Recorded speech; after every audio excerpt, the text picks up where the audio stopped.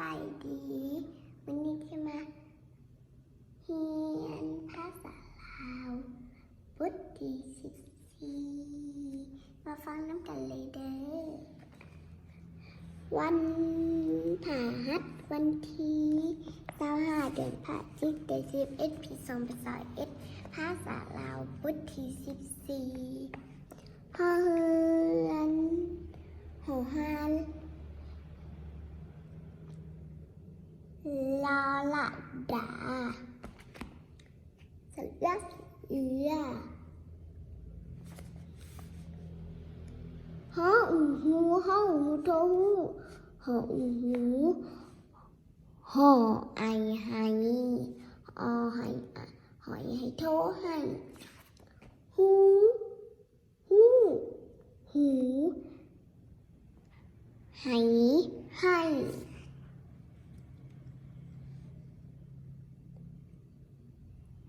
ละราลรอลอรอลออาอาลาดออาดาลาดารา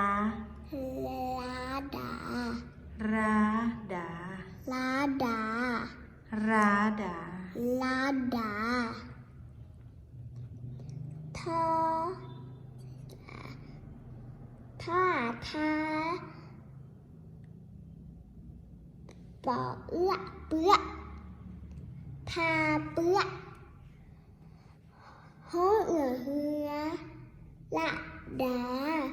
รา ลาดาทาเปื้อเฮือสอเอื้อเสือสอเอื้อเสือเอกเสือสอยสะโทเสือก็เอื้อเกลือเสือเสือเสือเกลือปลายขอเข้าใจ